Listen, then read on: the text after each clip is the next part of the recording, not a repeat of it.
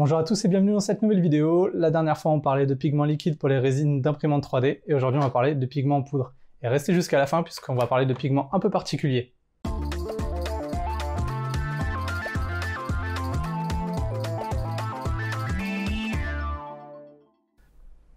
Donc la dernière fois, on testait les pigments liquides. Donc vous voyez, on vous rappelait, si vous avez vu la vidéo, ça donnait ça. Donc ça c'est ce que j'ai fait après. Donc ça donnait ça. Et aujourd'hui, on va tester donc des pigments en poudre pour voir un peu la différence. Ça, c'est des pigments que vous trouverez sur Amazon, donc la marque WTR CSV, donc un nom imprononçable en une seule fois.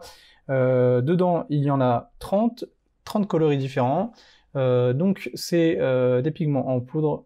On va l'ouvrir tout de suite. Hop, voilà. Donc ça arrive pas rangé comme ça, hein, je vous annonce, là c'est moi qui les ai rangés un peu par coloris. Donc il y en a 30 là-dedans. Les coloris sont plutôt sympas, il y a vraiment des trucs qui rentrent vraiment bien, on va voir ça tout de suite ensemble. Ce qu'il y a là-dedans, c'est des pigments à base de mica et de dioxyde de titane.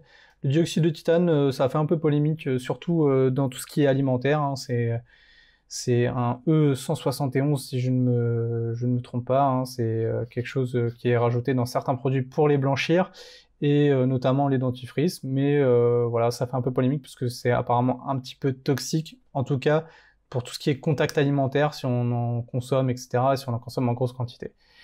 En tout cas ici, ce sera pas toxique, pas plus que la résine, donc pas d'inquiétude. Donc dans ce kit, vous voyez, il y a des coloris assez sympathiques. Donc par exemple, ce golden, c'est or, couleur or. Voilà, donc c'est des petits pochons de 5 grammes. Il faut pas en mettre des tonnes dans la résine pour que ça soit bien coloré. En tout cas, c'est vraiment sympa. Ça donne des effets, vous allez le voir, de vagues, etc. On voit vraiment les pigments. Voilà, donc là, un golden. Ce que j'aime bien aussi, c'est par exemple ce silvery white. Donc c'est un blanc nacré. Donc quand vous mettez ça dans de la résine, ça va être un peu nacré, donc c'est vraiment sympa. Les pigments entre eux, on peut les mélanger, attention, on peut en fait les mixer, on peut mettre plusieurs coloris, ça va pas, si vous mettez du jaune avec du rouge, ça va pas forcément faire du orange, ça va faire du jaune et du rouge, on verra les petits pigments jaune et rouge, mais on verra pas vraiment un orange, c'est pour ça qu'il y a autant de pigments. Voilà, il y a du silver, voilà, il y a du gris argenté. Il y en a aussi qui sont assez sympas dans les couleurs. Il y en a un qui est un peu cuivré. Enfin, voilà, vous verrez, il y a vraiment un choix assez sympathique là-dedans. Les tests qu'on va faire dans un premier temps, ça va être moi, je vais vous montrer la quantité de poudre, de pigments en poudre que je mets dans la résine.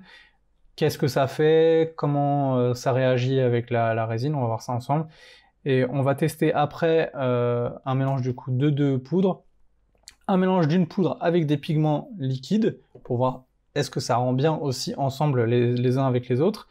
Et à la fin, on va voir un petit truc qui va être sympa, c'est qu'en plus de ce kit, j'ai acheté un autre kit, c'est celui-là, et c'est des pigments phosphorescents, voilà. Donc glow in the dark, donc qui brille dans la nuit, dans le noir. Hop. Cette fois, c'est un kit qui est un peu plus petit, avec des pigments, voilà, dans des petits pots. Et puis on va voir, est-ce que ça fonctionne vraiment? Est-ce que ça, la promesse de glow in the dark, de phosphorescent, est-ce que c'est vraiment phosphorescent? Donc on va tester ça tout de suite. Je les ai pas encore testés ceux-là, donc ce sera l'occasion de les tester ensemble.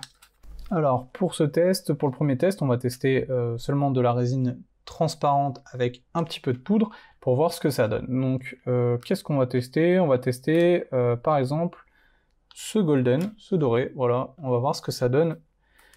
Hop, mélanger. Donc ce qui est bien dans le petit kit là, c'est qu'il y a une petite cuillère qui est fournie, qui va permettre de mettre dans la résine. Donc j'ai déjà mis la résine, j'ai mis 25 ml de résine transparente là. Et on va mettre, hop, je vais essayer de pas en mettre partout, elle n'est pas très pratique cette cuillère, mais hop, je vais pas tout mettre, voilà, donc j'ai mis en fait une demi-cuillère, donc on va reprendre nos petites spatules, et on va mélanger, donc on mélange, hop. Alors, ça se dissout beaucoup moins bien. Vous allez voir, là, je sais pas si vous voyez. Voilà, il y a des traces de poudre encore là sur les côtés. Donc il faut bien mélanger, il faut bien touiller, il faut bien racler. J'ai déjà testé hein, ces pigments avant de faire cette vidéo. Ça a vraiment des coloris vraiment sympathiques. Vous voyez, comme je vous disais, ça fait des effets de vagues, c'est pas parfait, ça se dilue pas parfaitement. Mais ça a un rendu vraiment très bien, très profond. On perd beaucoup de transparence, hein, ça devient vachement opaque. Mais la couleur, c'est vraiment sympathique. Voilà, donc on va tester la première pièce avec ça. Donc c'est une petite pièce de test. Je vais pas vous montrer vraiment des pièces qui vont me servir, ça va être vraiment des pièces de test. Donc on va lancer ça tout de suite. Alors pendant que la première impression se fait, on va préparer la suite. Donc vous voyez, j'ai pas nettoyé, hein, je laisse comme ça. On va tester deux couleurs bien différentes. On va tester par exemple ce Shiny Blue avec, bah voilà, c'est quoi ça? Le Big Red. Voilà, deux couleurs bien différentes. Et puis on va tester ça. Je vais mettre un petit peu plus de résine. Voilà. Alors, bah même étape que tout à l'heure. Donc on va prendre la petite cuillère qui est là. C'est un peu de jaune dessus, je l'ai pas nettoyé. On va mettre, alors pas trop de bleu. J'essaie de juste prendre la bonne quantité. Les couleurs sont bien prononcées, hein. C'est vraiment, ça par contre c'est vraiment cool. C'est vraiment des belles couleurs. Voilà. Je pense que j'ai mis à peu près la même dose. Et on va mélanger et vous allez voir que ça fait pas vraiment de mélange. Alors, on va avoir un aspect violet, hein. Là c'est du bleu et du rouge. Mais on va les voir ensemble. Vous voyez, vous commencez à voir, je pense. Hop. Eh bien, on voit que le rouge se mélange pas vraiment au bleu. Ça fait un aspect violet hein, quand même, mais on voit les traînées de bleu, on voit les traînées de rouge. Je sais pas si vous voyez bien sur... là, vous allez voir à peu près un peu sur le côté. Là, il y a des traînées de rouge là, et il y a des traînées de bleu là. Et ben dans la résine, ça fait pareil. Alors, la première impression est terminée, je la garde de côté. On va préparer la troisième. J'ai lancé la deuxième entre-temps. J'espère que ça fait pas trop de bruit la machine à côté de moi. Et cette fois, on va mélanger donc des pigments liquides avec des pigments en poudre. Donc là, c'est un blanc nacré. J'ai déjà fait le test et franchement, ça rend pas mal. Donc, on va remettre un peu de résine. On va mettre du pigment bleu. On va en mettre, je pense, déjà une goutte. Parce que là, c'est très peu. Il y a 25 ml de résine. Donc, vous voyez, déjà, le bleu, bah, c'est toujours la même histoire. Hein. Le pigment liquide, c'est vraiment bien, je trouve. Ça se mélange super bien à la résine. On voit même plus les traces de pigment. Hop, je suis allé trop haut. Voilà. Donc là, le résultat, il est nickel, comme la dernière fois. Et on va rajouter du pigment blanc nacré. Hop. Tac.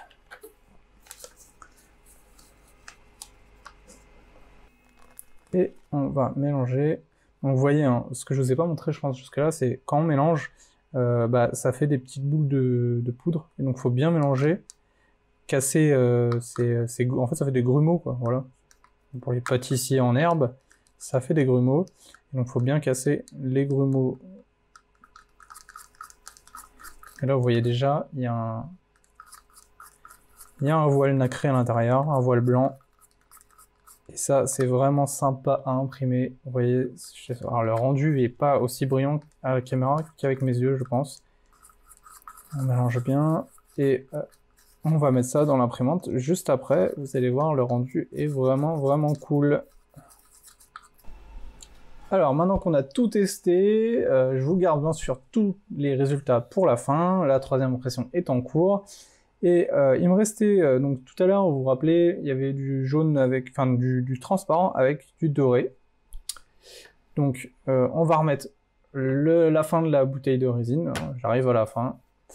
Et on va tester, comme promis, ce kit-là, donc Glow in the Dark, les phosphorescentes. Et donc, dedans, il y a 6 couleurs. On va regarder tout de suite les 6 couleurs. Il y a un orange red. Voilà. Il y a un rose pink. Je vais le mettre comme ça que vous les voyez bien. Il y a un orange yellow. Un peu couleur peau. Il y a un bleu. Hop. Il y a un green, donc vert phosphorescent. Et celui qui va nous intéresser là, pardon, c'est le lemon yellow. Oh là là, je bafouille. Donc, on va tester ce lemon yellow. On va rajouter à ce gold et on va voir ce que ça donne en glow in the dark. On verra le résultat déjà sans ombre et puis on verra ça dans le noir juste après, en espérant que la caméra ait un bon rendu. Donc j'ai épuisé toute ma résine transparente et on va rajouter donc le lemon yellow et à ce que j'ai pu voir de divers tests, il faut en mettre quand même pas mal. Il faut en mettre pas mal. Hop, alors c'est comme les pigments en liquide, il n'y a aucune indication sur la quantité à mettre. Et contrairement aux pigments liquides, je pense que c'est peut-être un peu plus sensible puisque les pigments liquides sont faits pour durcir aux UV eux-mêmes. Donc même sans résine, normalement ils sont censés durcir aux UV. Et là non, bah non, c'est de la poudre, donc normalement il n'y a pas de réaction chimique aux UV. En plus c'est du mica et du dioxyde de titane, je crois, ce que j'ai dit tout à l'heure. Le dioxyde de titane, normalement, je crois de mémoire, c'est quelque chose qui réfléchit les UV. De mémoire, c'est utilisé dans les crèmes solaires, à ce que j'ai pu lire. Donc, on va voir, on ne sait pas quelle quantité mettre, mais je pense qu'il faut en mettre pas mal quand même. J'ai peur quand même que la résine ne durcisse pas avec les UV, mais il y en a quand même une belle quantité. Hop, on va en rajouter, je pense. Vous avez vu, hein, j'ai mis quand même pas mal de cuillerées pour avoir un rendu assez phosphorescent, en espérant qu'avec cette résine-là, ça fonctionne. Ça se trouve, ça va être un flop monumental. Donc voilà, donc l'impression de mes 4 pièces est terminée. Donc vous pouvez le voir, le doré, le bleu et rouge, donc qui donne un peu du violet, le bleu nacré et le phosphorescent doré. Donc mes petites pièces, elles se présentent comme ça. Donc là, vous pouvez voir le gold, la couleur est vraiment sympa. Le bleu et rouge, eh bien, si on regarde vraiment de près, mais je pense que vous verrez pas, en plus, elle est vachement transparente, cette pièce. On voit vraiment des petits points bleus, des petits points rouges, donc il y a quand même du bleu et du rouge, mais ça fait quand même un rendu violet. Donc ça, il n'y a pas de souci. Le bleu nacré est super beau. Il y a vraiment ce côté nacré dans le bleu ciel. C'est vraiment sympa. Je sais pas si vous voyez bien les effets. Et le dernier, le phosphorescent, qu'on verra un peu plus tard, donc qui va prendre, en attendant que je vous parle, un petit peu les UV. Hop, je vais coller ma lampe dessus. Voilà. Donc il va prendre les UV de la lampe, comme ça il va se charger pendant que je vous parle. Donc comme vous pouvez le voir, les rendus sont vraiment cool. Le seul défaut que je trouve sur l'utilisation de la poudre, c'est que à chacune de mes pièces, je ne sais pas si vous allez bien le voir, mais au centre de la pièce, il y a un espèce d'agglutinement de poudre. Donc, vous voyez, il y a une tache sombre. Et bien en fait, il y a une concentration de pigments qui est plus intense à cet endroit-là. Est-ce que ça vient de mon imprimante? Alors à chaque fois, j'imprime mes pièces au milieu. Hein. Ça me le fait pas. En plus, avec les autres pièces, j'ai pas de taches comme ça sur les autres pièces. Mais à chaque fois que j'utilise des pigments en poudre, eh bien j'ai ce problème. Donc il faudrait que j'essaye en déplaçant la pièce sur un des côtés. Peut-être que c'est parce que c'est en plein centre de l'imprimante et que le plateau fait que avec les mouvements et la succion, etc., il y a cet agglutinement au milieu, mais le rendu est vraiment top. L'utilisation de la poudre est vraiment sympa, c'est un peu plus chiant à nettoyer, je suis sincère avec vous, hein, c'est vraiment plus chiant à nettoyer, ça se met dans les moindres petits recoins, donc c'est un peu plus chiant. Le mélange se fait quand même, il y a quand même, on peut quand même faire des mélanges, même si on voit encore des traces de bleu et de rouge sur ces pièces par exemple. Vous pouvez voir aussi, ça reste assez transparent sur les fines couches. Là, j'ai utilisé de la résine transparente, donc le résultat est plutôt bien. Donc on va tester notre pièce phosphorescente. Hop, on va éteindre ça, on va dire « Ok Google, éteins la lumière ».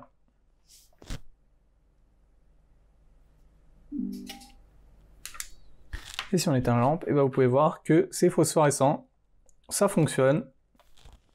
Hop, je vais essayer de mettre un endroit un peu plus sombre. Vous verrez, enfin voilà, ça reste pas si sombre que ça. Mais voilà, ça fonctionne. Donc comme vous avez pu le voir, le côté phosphorescent, il tient pas très longtemps, une demi-heure, je dirais, une demi-heure, 45 minutes maximum sur ce genre de pièce. Si vous voulez par exemple faire des étoiles dans une chambre d'enfant pour les coller au plafond, je pense pas que ça suffira. En tout cas, il faudra les éclairer énormément pour que ça dure un peu plus longtemps. Et encore, je suis pas sûr. Après, je peux pas vous garantir que c'est pas le mélange que j'ai fait qui joue aussi dessus. Pour rappel, j'ai utilisé la première base auquel j'ai rajouté des pigments. Si on utilise de la résine transparente et qu'on rajoute des pigments phosphorescents, est-ce que ça dure plus longtemps? Je ne saurais pas vous le dire. Je pense pas beaucoup plus.